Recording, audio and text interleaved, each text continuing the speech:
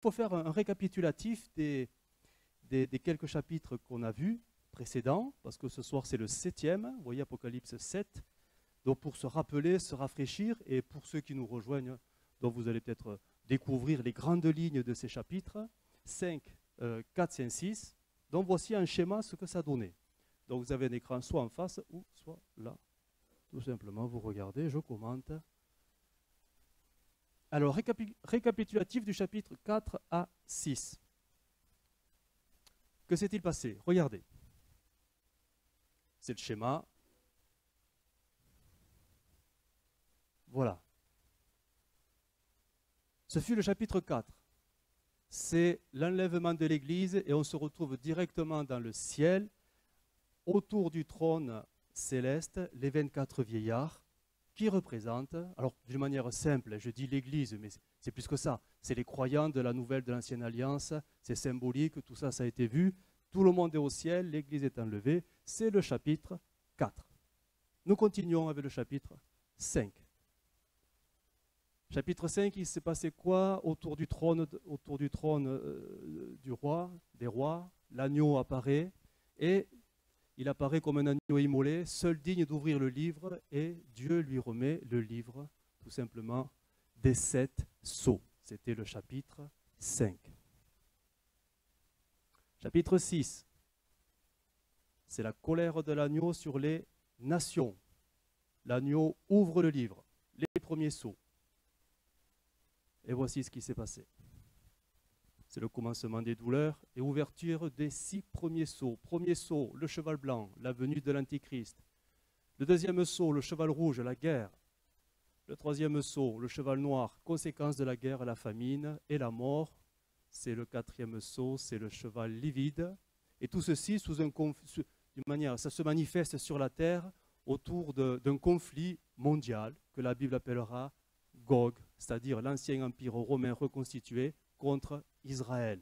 L'Antichrist se lève sur la scène politique, par des ruses, il renverse des rois, etc., prendra le pouvoir, et il amènera, pendant ce conflit, ou après ce conflit, bien sûr, une alliance de paix avec Israël. Et ça sera le début de la 70e semaine du prophète Daniel. Tout ceci, c'est le chapitre 6. On l'a vu en détail. Le 5e sceau est très particulier et annonce le martyre des croyants. C'est la persécution par la prostituée assise sur la bête. On le verra en détail quand on sera dans le chapitre même. Hein. Mais ça sous-entend que... Alors, je mets des parenthèses dans tout ce que je dis. D'autres personnes vont arriver, donc ça va se compléter assez facilement. Probablement des chrétiens laissés après l'enlèvement. L'enlèvement, c'est chapitre 4. Donc certains ont loupé l'enlèvement. Ils sont sur la terre. Et là, ils vont réfléchir. Et ils vont revenir à Dieu. Oui, mais c'est un peu trop tard. Plus les croyants qui vont découvrir Jésus après l'enlèvement. Donc, nous supposons que cette catégorie de croyants, qui sera sur terre, va souffrir le martyre au prix de leur foi. C'est le martyre des croyants. Et tout ceci, c'est pendant ce conflit de guerre avec l'Antichrist. Et on arrive au 6e sceau, qui est les tremblements de terre. On entendra de plus en plus parler de tremblements de terre, et il suffit de regarder l'actualité. Terrible, hein, ce qui se passe. Hein? Terrible. Eh bien, il y en aura de plus en plus. La lune, ça sera un ciel de plus, un signe dans le ciel, lune en rouge, sang, etc. Hein, c'est le 6e sceau, c'est les commencements des douleurs. Et on arrive au chapitre 7, c'est ce soir, où on va parler d'une catégorie de personnes assez particulières, les 144 000. Qui sont-ils? Que font-ils? On va essayer de déterminer un peu tout cela. Donc tout ça, c'est un récapitulatif, on l'a vu en détail. On avance. Chapitre 7, les 144 000. Alors on va procéder à une lecture. Parole vivante. C'est écrit, tu vois. PV. Tu vois pas? te le dis, c'est PV, c'est un mot parole vivante. J'ai choisi cette version parce que c'est la plus explicite dans la compréhension des versets. Alors, on va procéder à la lecture. Hein. Vous allez lire. Chacun à tour de rôle. Bon, ça commence n'importe qui. On part d'un cercle, après on continue. Tout simplement. La personne lit la diapo entière et le suivant lira l'autre diapo, tout simplement. Hein, comme la dernière fois. C'est bon? Allez-y, on écoute.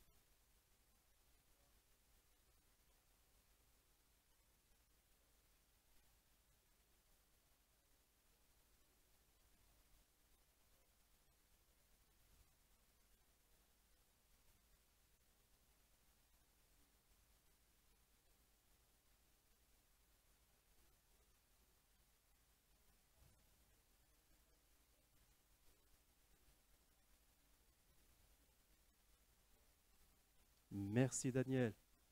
Un groupe suivant.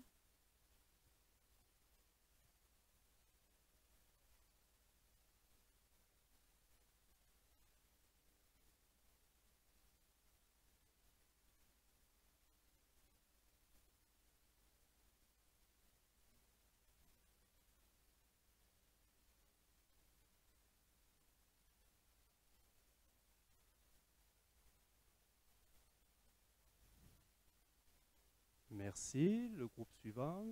Un volontaire.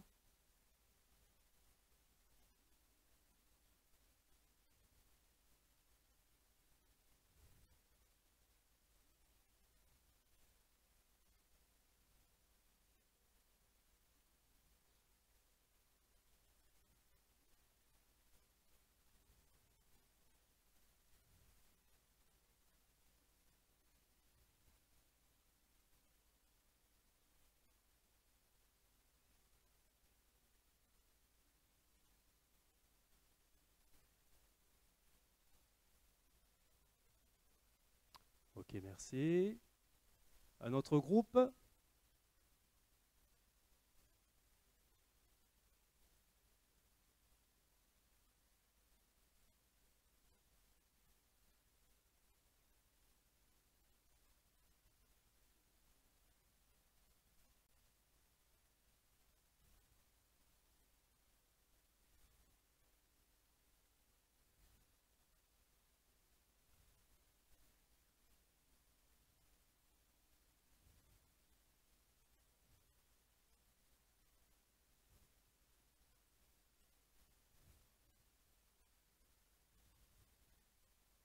Ok, merci.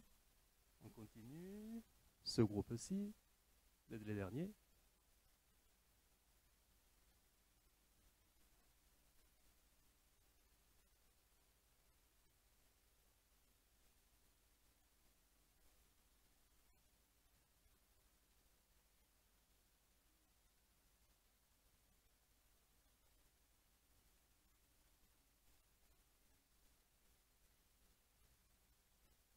Ok, on recommence.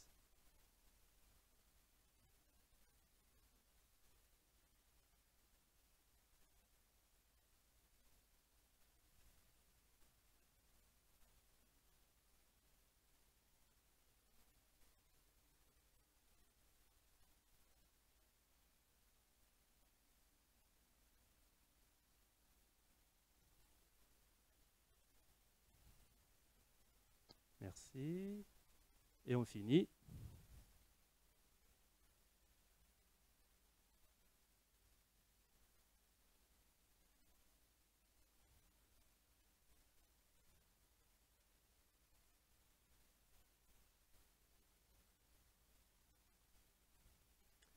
Merci et Amen.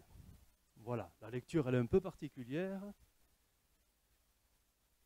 Alors, on va. Est-ce que quelqu'un pourrait éteindre les lumières, s'il vous plaît? Voilà, il suffit de tendre le bras, plus ou moins. Voilà, tu éteins tout. Tac, tac. On va regarder une petite vidéo qui va un peu récapituler le chapitre 7. Tout. Il en manque une. Encore un peu. Non, l'autre. Voilà, super, merci. Voilà, une petite vidéo qui récapitule un peu ce chapitre 7 en images. Il suffit de regarder et d'écouter. Normalement, tout est bon. Le Chapitre 7, versets 1 à 17. Livre d'Apocalypsis, Apocalypse. Les 144 000 marqués du sceau d'Élohim. Et après ces choses, je vis 4 anges qui se tenaient aux 4 coins de la terre, retenant les 4 vents de la terre, afin qu'aucun vent ne souffle sur la terre, ni sur la mer, ni sur aucun arbre. Et je vis un autre ange qui montait de l'Orient, d'où vient le soleil, ayant le sceau de l'Élohim vivant, et il cria d'une grande voix aux 4 anges à qui il avait été donné de faire du mal à la terre et à la mer, en disant, ne faites pas de mal à la terre, ni à la mer, ni aux arbres, jusqu'à ce que nous ayons marqué du sceau les esclaves de notre Élohim sur leur front. Et j'entendis que le nombre de ceux qui avaient été marqués du sceau était de 144 000, de toutes les tribus des fils d'Israël. De la tribu de Yehuda, 12 000 marqués du sceau. De la tribu de Réhouben, 12 000 marqués du sceau. De la tribu de Gad, 12 000 marqués du sceau. De la tribu d'Acher, 12 000 marqués du sceau. De la tribu de Nephtali, 12 000 marqués du sceau. De la tribu de Menaché, 12 000 marqués du sceau. De la tribu de Shimon, 12 000 marqués du sceau. De la tribu de Lévi, 12 000 marqués du sceau. De la tribu de Issachar, 12 000 marqués du sceau.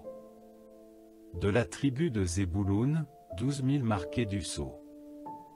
De la tribu de Yosef, 12 000 marqués du sceau. De la tribu de Benyamin, 12 000 marqués du sceau. Multitude de sauvés pendant la grande tribulation. Après ces choses, je regardai, et voici une grande foule que personne ne pouvait compter, de toutes nations et tribus, et peuples et langues, qui se tenaient devant le trône et devant l'agneau, vêtus de longues robes blanches, avec des palmiers dans leurs mains. Et ils crient à grande voix, en disant, le salut est à notre Élohim, qui est assis sur le trône et à l'agneau. Et tous les anges se tenaient autour du trône, et des anciens, et des 4 êtres vivants, et ils tombèrent devant le trône sur leurs faces et adorèrent Élohim, en disant, Amen. La louange, la gloire, la sagesse, l'action de grâce, l'honneur, la puissance et la force soient à notre Élohim, pour les âges des âges. Amen. Et l'un des anciens prit la parole et me dit, ceux qui sont vêtus de longues robes blanches, qui sont-ils et d'où sont-ils venus? Et je lui dis, Seigneur, tu le sais. Et il me dit, ce sont ceux qui viennent de la grande tribulation.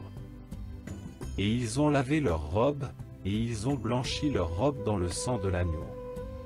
C'est pourquoi ils sont devant le trône d'Élohim, et le servent jour et nuit dans son temple. Et celui qui est assis sur le trône dressera sa tente sur eux. Ils n'auront plus faim et n'auront plus soif, et le soleil ne tombera plus sur eux ni aucune chaleur. Parce que l'agneau qui est au milieu du trône les paîtra et les guidera vers les sources d'eau vive, et Élohim essuiera toutes les larmes de leurs yeux. Voilà. C'était le chapitre 7. Voilà.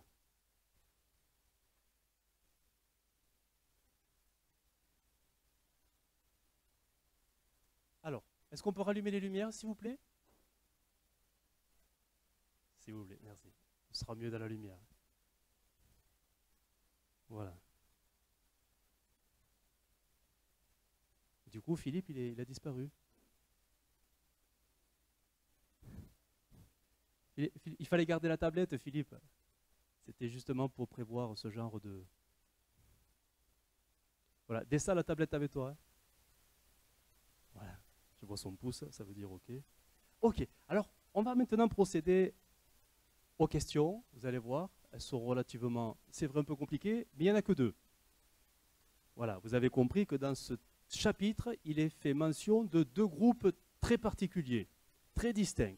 La première question, c'est finalement, qui sont les 144 000 marqués du sceau divin et notés, mais vraiment la précision, elle est étonnante, comme vrais serviteurs de Dieu.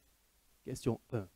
Et la deuxième, finalement, qui est donc cette immense foule de sauvés issus de toute nation? Voilà. Il n'y a que deux questions, mais c'est vrai qu'elles ne sont pas faciles. Alors, on va se donner du temps, on va se donner le temps nécessaire, vous réfléchissez, vous écrivez. On a le droit de se tromper, c'est pas grave si on se trompe, mais on n'a pas le droit de tricher sur le voisin, sur la voisine, l'autre groupe, je parlais, l'autre groupe. Après, voilà, discutez entre vous, discutez. Le but, c'est ça, c'est partager ensemble ce qu'on sait et ce qu'on ne sait pas. Voilà, on se retrouve dans 20 minutes à peu près. Allez, on va essayer de corriger un peu vos réflexions.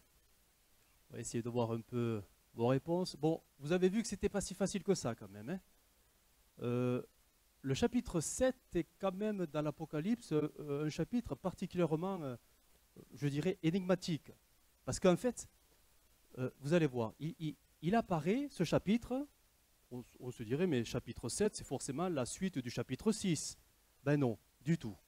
On n'est absolument pas dans une chronologie, dans une séquence, comme on pourrait le lire quand on lit un livre. C'est quelque chose de très particulier, ce chapitre 7, c'est une parenthèse. Jean l'apôtre, a eu une révélation, on pourrait dire une révélation dans la révélation, une parenthèse prophétique. Alors, j'ai fait un schéma, vous allez voir.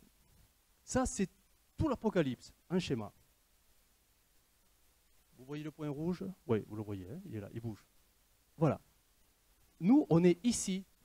Vous voyez, Apocalypse 7. 7, on est ici.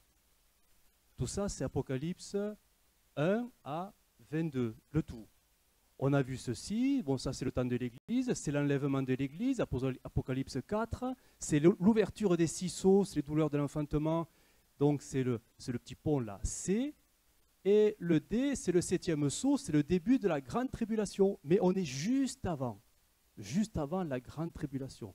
Tout ça pour dire que ce n'est pas, c'est vraiment une parenthèse qui arrive là, en plein milieu, on n'est pas dans la continuité. Et cette parenthèse, en fait, elle fait ceci. Dieu lui donne à un chapitre tout ce qui va se passer d'Apocalypse 8 à 19. Une vision sur Israël. Ce que va faire et devenir Israël pendant la 70e semaine. Il voit tout d'un coup. Et après, le narrateur, donc Jean, reprendra son discours, chapitre 8, c'est-à-dire là, au point D. Alors, ce chapitre, en fait, annonce tout et après il revient en arrière. Et ça, c'est étonnant dans l'Apocalypse. C'est pour ça que si on considère le chapitre 7 comme quelque chose de factuel qui est arrivé là et que le chapitre 8 en est la suite, on n'y comprend plus rien. Non. En fait, c'est une avancée et on recule et on recommence plus en détail. Or, certainement que c'est un nom je ne sais pas, un nom, je sais pas. En arrière, on dirait une rétrospective, mais en avant, je ne sais pas, une projection, je ne sais pas. Mais c'est quelque chose de très particulier. Et ça, il faut bien le comprendre, parce que si on n'a pas ça, on va donner et attribuer aux deux groupes des choses qui ne sont pas, en fait, qui ne sont pas. Donc voilà, ça, il faut quand même être très au clair là-dessus. On y va. Qui sont les 144 000 ? Alors, quelqu'un l'a fait remarquer, c'est vrai, c'est un ange qui les marque. Un ange reçoit l'ordre de les marquer. Alors, je ne vous relis pas toute la liste, mais c'est vrai que non, en fait, vous avez dit il manque d'âne. Ben, c'est faux, il en manque 2. Eh oui, il en manque 2. Il manque, voilà, exactement. Il y a Manassé, mais il n'y a pas le frère de Manassé, qui est Éphraïm. Et c'est son père qui est mis à la place du frère manquant, c'est-à-dire Joseph. Pourquoi? Ben, la Bible ne le dit pas. Et Dan, il n'est pas là. Pourquoi? La Bible ne le dit pas. Alors, on ne peut pas dire que c'est toutes les tribus d'Israël, il y a des manquants. Mais il y a les 12. Il y en a 12. Mais il y a des remplaçants. Alors là, je n'ai pas d'explication. La Bible ne dit rien. Mais on est devant quand même un mystère qui est quand même assez étonnant. Mais je vois que ça n'a pas échappé à tout le monde. Et ça, c'est très bien. Alors, qui sont les 144 000 ? Alors, c'est l'accomplissement des prophéties de Daniel, le prophète. Daniel chapitre 12 dit « En ce temps-là se lèvera Michaël, le grand chef, le défenseur des enfants de ton peuple, et ce sera une époque de détresse. » Donc, on imagine qu'on est dans la 70e semaine, tel qu'il n'y en a point eu de semblable depuis que les nations existent jusqu'à cette époque. En ce temps-là, écoutez bien, là on ne parle pas des 144 000, mais on parle de la globalité. Ceux de ton peuple qui seront trouvés inscrits dans le livre seront sauvés. Donc le texte dit, Daniel dit déjà que viendra une époque où il n'y a eu aucun précédent. Une souffrance telle qui sera terrible, mais quelques-uns du peuple de Dieu, Israël, qui seront notés dans le livre de vie, malgré la persécution, la tribulation, malgré ce qui va se passer, ils seront sauvés. Les 144 000 sont, et cette expression elle revient très souvent dans la Bible, le petit reste. Le petit reste du peuple de Dieu qui sera protégé, je dis bien protégé, vous allez voir pourquoi, pendant la grande tribulation. On retrouve cette idée, ce qui va se passer plutôt dans l'Apocalypse plus tard au chapitre 12. Un grand signe parut dans le ciel, une femme enveloppée du soleil, la lune sous ses pieds et une couronne de 12 étoiles sur sa tête. Ça, c'est symbolique, c'est Israël. Elle était enceinte et elle criait, étant en travail et dans les douleurs de l'enfantement.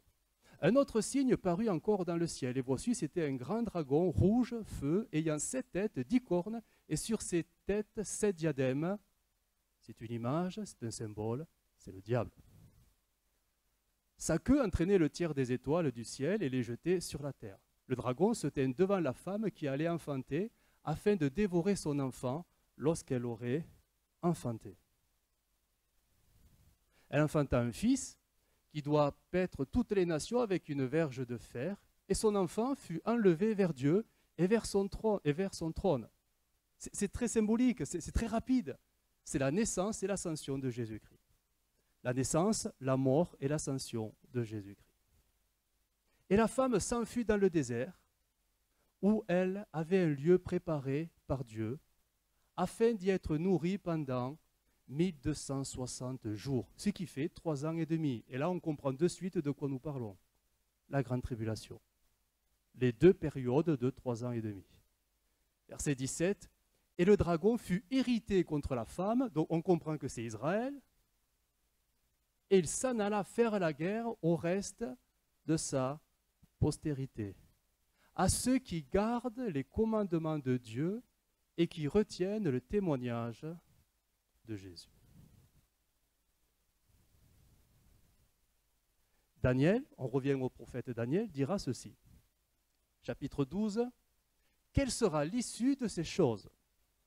Il répondit, va Daniel, car ces paroles seront tenues secrètes et scellées jusqu'au temps de la fin. Verset 10.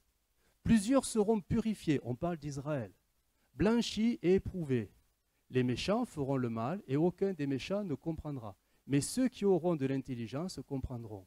Depuis le temps où cessera le sacrifice perpétuel et où sera dressée l'abomination du dévastateur, il y aura 1290 jours. Heureux celui qui atteindra et qui arrivera jusqu'aux 1335 jours.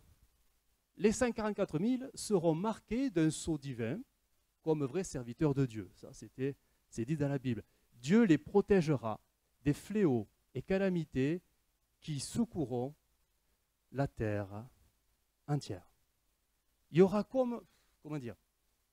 un jugement qui va venir sur toute la terre entière, ça c'est sûr. Israël ne sera pas épargné par les jugements. Les jugements, c'est les trompettes, c'est les coupes. Ils ne seront pas épargnés. La nation sera touchée. Mais dans cette nation, il y a un reste que Dieu connaît déjà. Les 144 000. Et eux seront, malgré les tribulations, malgré les fléaux, malgré la persécution, le texte dit bien, ils seront protégés.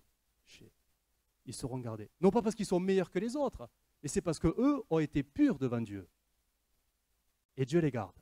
Les autres, non, parce que c'est même dit, les méchants feront le mal et aucun des méchants ne comprendra. On parle d'Israël, il y aura des méchants en Israël, mais il y aura aussi des fidèles en Israël. On retrouve un peu, c'est la même histoire que du temps d'Élie, où il se lamentait croyant qu'il était le seul, et pourtant Dieu lui dira, mais je m'en suis réservé, combien 7000, qui n'ont pas fléchi le genou. 7000. Dieu savait. Alors là, Dieu sait très bien qu'à ce moment-là, il y en aura 144 000, c'est le petit reste d'Israël, qui va accomplir le plan de Dieu. Protection et finalité des 144 000, regardez, c'est écrit dans Apocalypse déjà 9, ça apparaît, regardez. Puis le 5e ange, donc si on parle des anges qui sonnent les trompettes, c'est qu'on est déjà dans les tribulations, on est déjà dans la 70e semaine, on est déjà presque au milieu de la 70e semaine. Et regardez ce qu'il est écrit. C'est un fléau. Des sauterelles reçurent l'ordre de ne pas faire de mal à l'herbe, à la terre, ni à aucune plante verte, ni à aucun arbre, mais de s'attaquer seulement aux hommes qui ne portent pas le sceau de Dieu sur le front. On parle des 143 000. Ils sont en plein dedans, ils sont dans la tourmente. Mais Dieu les garde. Tous les autres seront touchés, tous les autres seront atteints, même en Israël. Mais eux, les 144 000, seront comme protégés, préservés et gardés. Il leur fut donné, non pas de les tuer, mais de les torturer pendant 5 mois. Ça, c'est la protection. Et la finalité, des 144 000, on la retrouve dans Apocalypse 14, donc on est après la grande tribulation, on est à la fin. Tout est fini. Regardez. Alors je vis l'agneau qui se tenait debout sur le mont Sion, et avec lui, et il n'en manque pas un. Ce n'est pas 139 999. Non, il y a le total. Ils ont tout traversé. Ça dure 7 ans. Hein. Ils ont tout traversé. Qui porte son nom et le nom de son père inscrit sur leur front. Tous ces gens chantaient un cantique nouveau devant le trône, devant les 4 êtres vivants, donc c'est vraiment la fin. Hein. Et ce cantique, personne ne pouvait l'apprendre, excepté les 144 000, les rachetés de la terre. Ils suivent l'agneau partout où il va. Ils ont été rachetés d'entre les hommes pour être offerts comme des premiers fruits à Dieu et à l'agneau. Premiers fruits, prémices, ce sont les prémices. Ok ? Une question que personne n'a peut-être évoquée dans la réflexion, mais finalement, est-ce que ce chiffre il est symbolique ? Ou est-ce qu'il est littéral ? Parce que quand on lit l'Apocalypse, il y a beaucoup de numérologie là-dedans. Hein.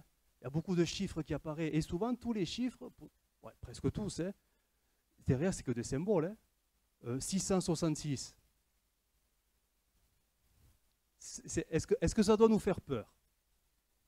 Si votre voiture est immatriculée 666, vous faites quoi ? Vous la vendez, vous la jetez, vous la brûlez ou vous roulez avec ?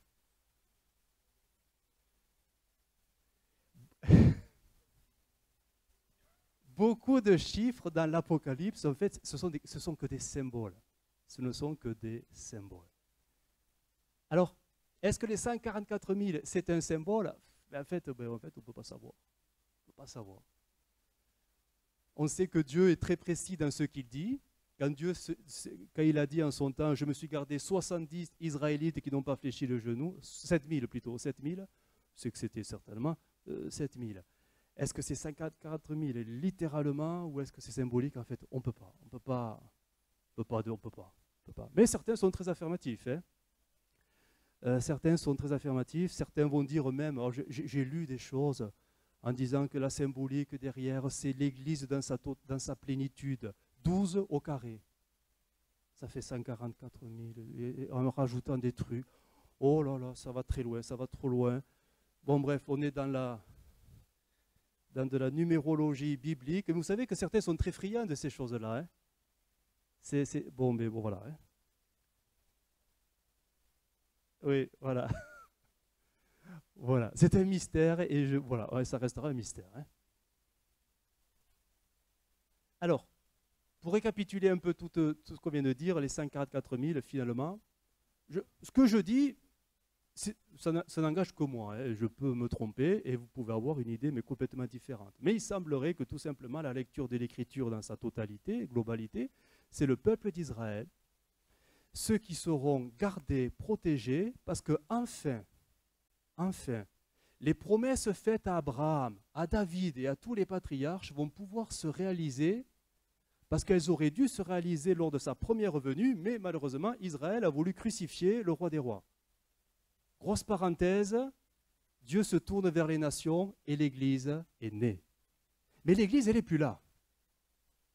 L'Église, elle n'est plus là, la parenthèse se ferme, Dieu revient vers Israël pour que sa fidélité se manifeste et pour que toutes les promesses faites au père de la foi se réalisent. Et Dieu a toujours dit qu'Israël serait un peuple témoin pour les nations. Ça a toujours été dit. Ça a toujours été dit que toutes les nations viendront à Jérusalem pour rencontrer le roi des rois. Ça a été dit, mais ça n'a pas été réalisé encore. Donc, si l'Église n'est plus là, le peuple témoin de Dieu n'est plus là, Dieu va se tourner vers les prémices. Mais c'est qui les prémices de Dieu? C'est Israël. Ce n'est pas l'Église, c'est Israël. Et Dieu va pouvoir remettre en marche, si on peut dire, ce n'est pas la bonne expression, mais va pouvoir revenir vers Israël pour accomplir tout ce qu'il a dit et qui n'a pas pu s'accomplir. Mais pas au travers de tout Israël, pour commencer, mais d'un reste qui va reproduire, et à la fin, tout Israël reconnaîtra le Messie, le glorieux ressuscité. Donc c'est vraiment Israël. Dieu vient pour s'occuper des prémices, c'est-à-dire Israël, son peuple choisi, élu. Alors, on arrive à la deuxième question. Qui est cette grande foule des rachetés issus de toute nation? C'est pas facile, hein? C'est pas facile, et je n'affirme pas les choses, on ne peut pas. Mais nous avons des éléments de chronologie qui permettent de situer un peu les choses. Ce qui est quasiment sûr de dire que ce n'est pas l'Église. Au sens propre du terme, la fiancée qui devient l'épouse de Christ. Parce qu'elle est déjà partie. Les noces de l'agneau, en fait, tout ça, ça y est. Alors, voici ce que... Les voici, cette foule avec des palmes, tout ça. Et le roi des rois, Jésus, et les anges, etc. Mais qui sont-ils? Alors attention. Et voilà, c'est ce qui a été dit un peu. L'erreur la plus fréquente est de penser que c'est l'Église rachetée. De tous les temps, comme vous avez dit. Sauf que, regardez. Voici la foule. Pourquoi ce n'est pas l'Église? En fait, là, il faut lire la Bible, l'Apocalypse, avec, vraiment... avec attention. Vous allez voir le comparatif entre l'Église qui est rachetée, qui est au ciel, et cette foule qui, plus tard, sera au ciel. Regardez. Il y a une comparaison qui est faite. Apocalypse 4 et 5 nous parle des 24 vieillards, c'est l'Église. C'est les croyants, ancienne alliance, nouvelle alliance, voilà. C'est l'Église, identifié comme l'Église. Et Apocalypse 7, c'est ce qu'on vient de lire ce soir, c'est la grande foule des rachetés, de la GT, de la grande tribulation. Alors regardez les différences. C'est pour ça qu'on ne peut pas dire que c'est pareil. Certainement pas.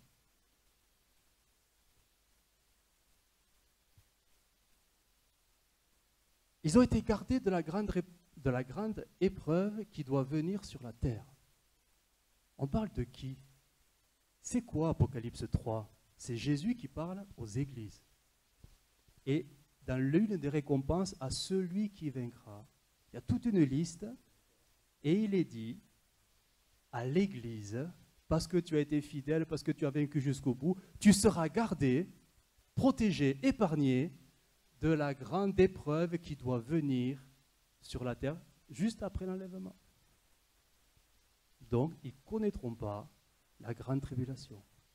L'Église ne connaîtra pas la grande tribulation au sens premier du terme, persécution, antichrist et compagnie. Bien sûr qu'on connaît les prémices, on connaît des choses, on voit des tremblements de terre, on voit des séismes, on voit plein de trucs. Mais nous parlons de la 70e semaine de Daniel. Nous ne la verrons pas. L'Église enlevée, fidèle, ne la verra pas. Ça c'est sûr, c'est écrit. Alors qu'il est écrit pour Apocalypse 7, regardez ce qui est écrit, eux ne sont pas épargnés de ça, mais ils sont sortis de la grande tribulation sur la terre. Donc ils vont la connaître de plein fouet. Même ils vont y laisser la vie, certains. Donc déjà une différence notoire. Hein. Qu'est-ce qu'il est dit? Pour l'Église, ils sont dans le ciel, ils portent des vêtements blancs. Intéressant. C'est qu'un mot qui change. Mais un mot, c'est un mot. Quand même. Ils portent des robes blanches. Alors, on va dire, oh pasteur, vous jouez sur les mots. C'est la Bible qui le dit ainsi. L'Église est qualifiée assise sur des trônes. C'est pas rien quand même. On règne avec Christ. Ça fait partie des récompenses de ceux qui vaincront. Assis sur le trône de Dieu. Alors que les autres ne sont pas assis sur le trône de Dieu. Ils sont debout devant le trône de Dieu. À choisir, vous mettre assis ou debout, ça dépend du temps qu'on va y passer. Hein? L'éternité debout ou l'éternité assis? Ok. C'est des détails, mais ça montre des différences. L'Église sera couronnée. Donc nous jetterons nos couronnes. Il est dit, c'est Apocalypse 4 qui le dit. Les autres ne sont pas couronnés, ils n'ont pas de couronne. Mais non. Les couronnes font partie des récompenses à ceux qui vaincront, pas aux autres. Oui. Oui, ça c'est l'épouse. Hein? Privilégié. On est comme Christ. Comme Christ. On fait qu'un avec Christ. On fait qu'un avec Christ. Eux, ce sont les serviteurs de Christ. C'est pas pareil. Ah, c'est bien quand même, c'est sûr. Hein? Regardez l'autre différence. Pour l'Église, on leur a donné des harpes et des coupes dans leurs mains, Apocalypse 5, pour adorer et célébrer Dieu. Les autres, ils n'ont pas eu ça. Ils ont eu des palmes à la main. Bon, c'est déjà pas mal, hein? Mais c'est pas pareil. Donc on voit qu'on a quand même deux groupes bien distincts, avec des particularités. Si on ne fait pas attention, on peut très vite confondre le tout. Mais la Bible, elle ne confond pas. Hein? C'est précis. Et regardez, l'Église est appelée, comme les 144 000, à chanter un cantique nouveau. Les autres, ils ne vont pas chanter un cantique nouveau. Il dit qui? Criant d'une voix forte, comme les grandes eaux. Bref, ils expriment leur joie. Mais il ne leur est pas donné d'apprendre le cantique nouveau, comme les 144 000 et comme l'Église, les 24 vieillards, etc., etc., etc. Donc, il y a quand même des particularités qu'il fallait relever. Il est dit aussi que pour l'Église, il forme un royaume de sacrificateurs. Apocalypse 5, les autres, non, c'est pas dit simple serviteur. C'est déjà très bien, attention. Hein. Mais ils vont servir Dieu jour et nuit. Apocalypse 7. En fait, on retrouve le même schéma, vous savez, dans la sacrificature. Il y avait les sacrificateurs et il y avait les serviteurs des sacrificateurs. Ils ont un nom très précis, des Lévites. C'était les serviteurs des sacrificateurs. C'est un peu la même idée. Les sacrificateurs, le royaume de sacrificateurs, c'est l'Église. Et les serviteurs des sacrificateurs, de l'épouse, du roi des rois, ce seront cette grande foule de rachetés. Quand on regarde avec précision, c'est quand même étonnant de voir que ce n'est pas la même chose. Cette foule issue de toute nation sont les sauvés ayant reçu le témoignage de Jésus, ça c'est clair, et l'a noté. Par qui? L'Église n'est plus là. Qui c'est le peuple témoin maintenant? Ce n'est pas forcément tout Israël, certainement pas, parce qu'il y a des méchants encore. Mais le petit reste que Dieu s'est choisi et qui va garder.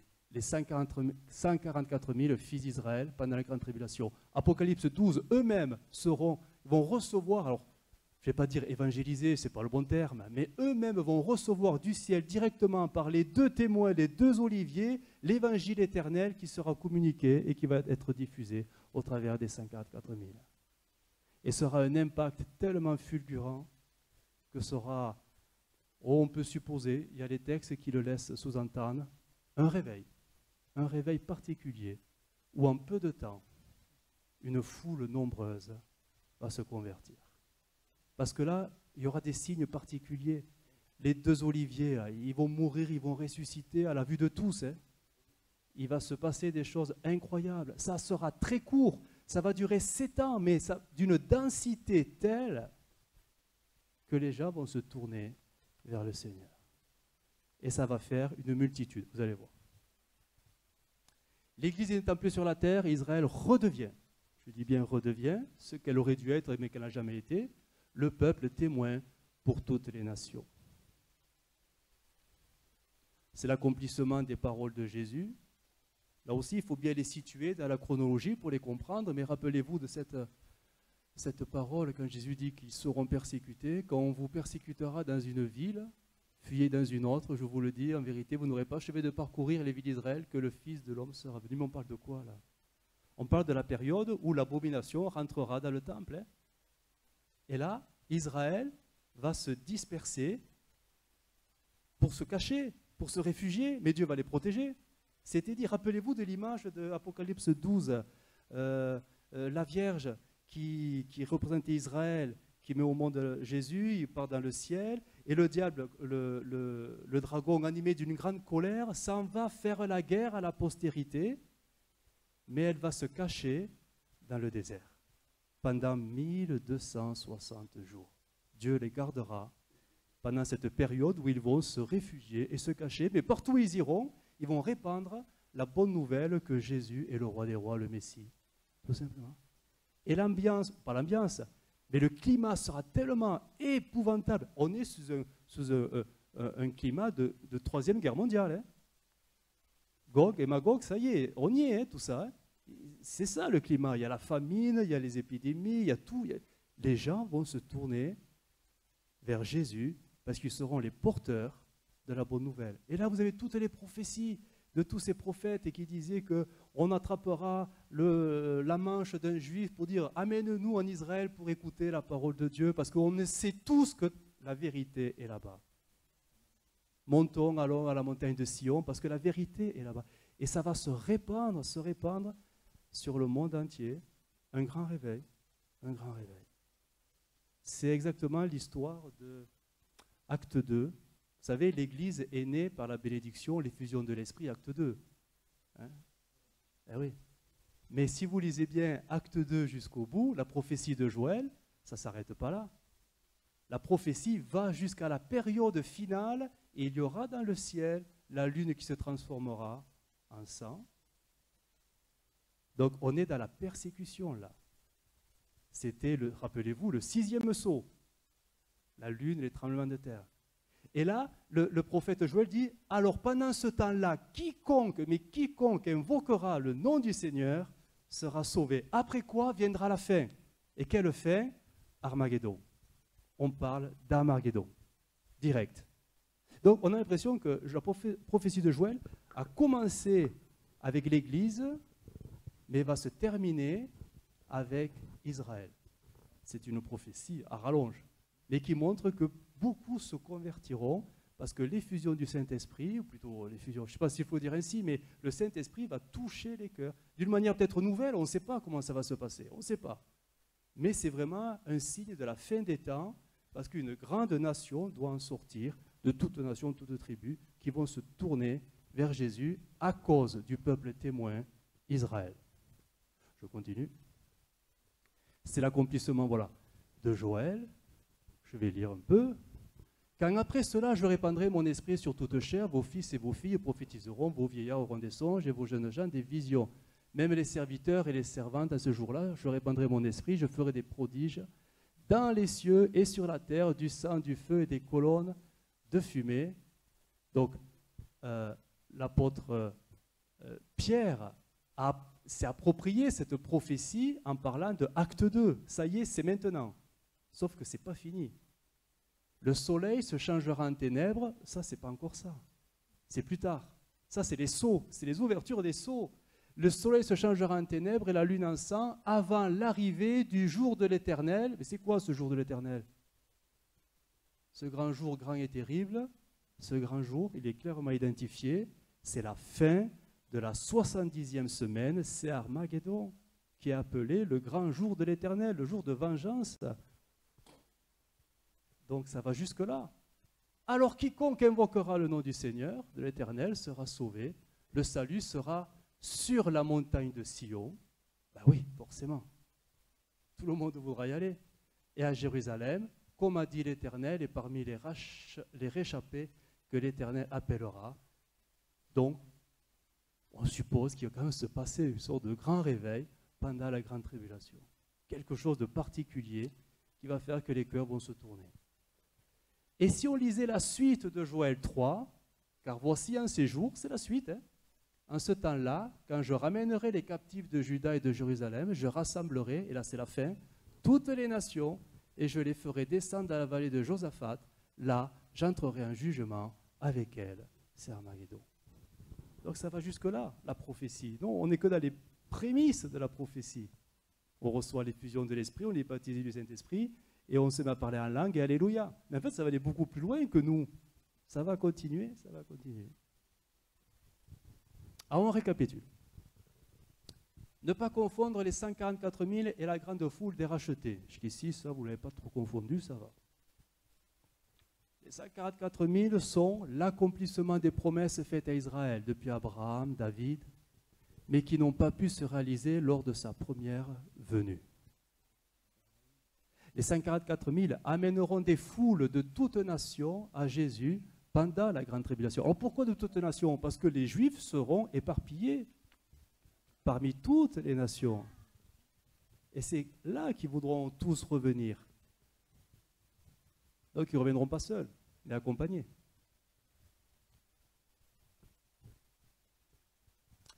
Différence entre les 144 000 et la grande foule. Un petit peu la même différence avec l'Église. Regardez, c'est très court, mais on voit que ce n'est pas la même chose. Les 144 000, c'est clairement dit, seront protégés et épargnés. Parce qu'à la fin de tout, les 50 000 sont toujours là, tous. Par contre, de la grande foule, il est dit clairement que beaucoup, oui, ils ont la foi en Jésus, c'est très bien, mais ils vont périr. Et ils vont succomber, malgré leur foi. Ils vont devenir des martyrs, hein. Beaucoup. Pour la protection, je regardais, on l'a lu le texte, et voici, l'agneau se tenait sur la montagne de Sion, et avec lui les 144 000 personnes qui avaient son nom et le nom de son Père écrit sur leur front. Voilà, et ils apprennent le cantique nouveau. Aucun n'est perdu, le compte est bon, ils sont tous là. Par contre, pour les autres croyants, je ne dis pas chrétiens, parce que ça fausse chrétien, pour nous, on assimile de suite à l'Église, mais l'Église, elle n'est plus là, elle est partie, elle célèbre les noces. C'est-à-dire les croyants en Jésus. Vous voyez ce qu'il est dit en parlant du diable. Il lui fut donné de faire la guerre aux saints et de les vaincre. Donc ce n'est pas Israël, eux ils sont protégés. Donc c'est d'autres. Et il lui fut donné autorité sur toute tribu, tout peuple, toute langue et toute nation. Verset 15. Et il lui fut donné d'animer l'image de la bête afin que l'image de la bête parle et qu'elle fasse que tous ceux qui n'adoraient pas l'image de la bête soient tués. Et là il y aura des morts. Parce qu'ils voudront rester fidèles à Jésus, donc ce sera au prix de leur vie. Les 144 000 recevront une protection pour traverser la grande tribulation en vainqueur. Mais l'Antéchrist recevra le pouvoir de vaincre et tuer les hommes et femmes qui recevront le témoignage de Christ par les 144 000. Ce sont les martyrs du 5e sceau, rappelez-vous. Le 5e sceau sous l'autel. Qu'est-ce qu'ils disent? L'agneau défait la 5e attache, donc c'est la parole de vie. Hein. À ce moment-là, je vois sous l'autel ceux qui ont fait non, je vois sur l'autel, ceux qu'on a fait mourir. On les a tués à cause de la parole de Dieu. Et parce qu'ils ont été ses témoins. Ils crient d'une voix forte, Maître saint et vrai, tu vas juger les habitants de la terre, tu vas les punir parce qu'ils nous ont tués, mais est-ce que tu vas attendre encore longtemps? Alors, chacun reçoit un vêtement blanc. On leur demande d'attendre encore un peu. En effet, parmi ceux qui servent Dieu avec eux et parmi leurs frères et sœurs, beaucoup doivent être tués comme eux. Maintenant, ils ne sont pas encore tous là. Donc d'autres vont mourir, et quand le groupe sera atteint, la totalité, ils rejoindront le Christ qui viendra sur la terre avec l'Église et les 54 000. Donc ça fait 3 groupes qui vont se retrouver pour le millénium. Mais à des postes différents, si on peut parler ainsi, hein, à des fonctions différentes, à des niveaux différents, tous rachetés, mais pas... c'est difficile à dire, hein, c'est difficile. Bien sûr, tous ont la foi, mais voilà, l'Église aura une destinée particulière, les 144 000 auront une particularité aussi, et cette grande foule aura quelque chose de très particulier aussi. Et tout cela serviront Dieu, mais avec des choses différentes. Et voici, c'est la fin.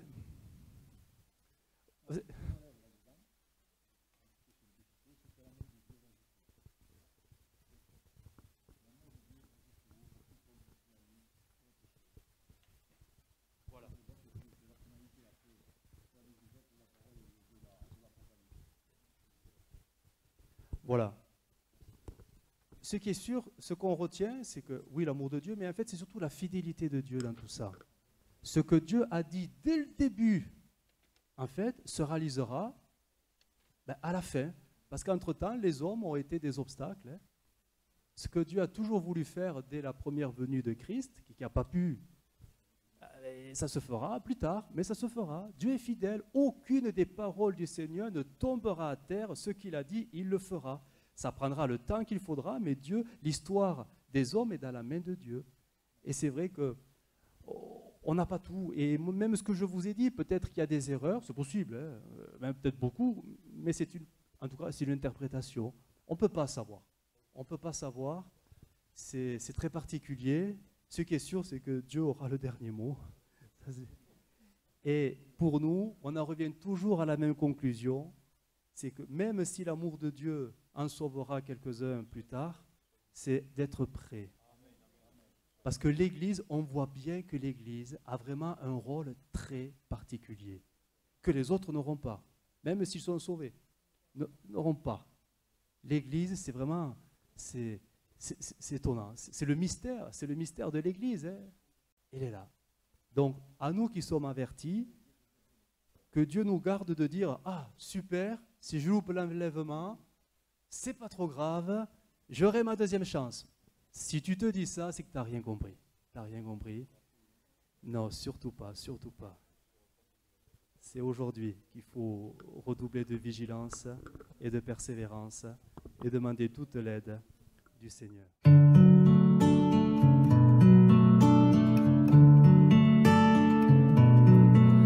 Well, I heard there was a secret chord that David played and it pleased the Lord, but you don't really care for music, do ya? Well, it goes like this, the fourth, the fifth, minor fall and major lift, the baffled king composing hallelujah, hallelujah. Hallelujah, hallelujah, hallelujah.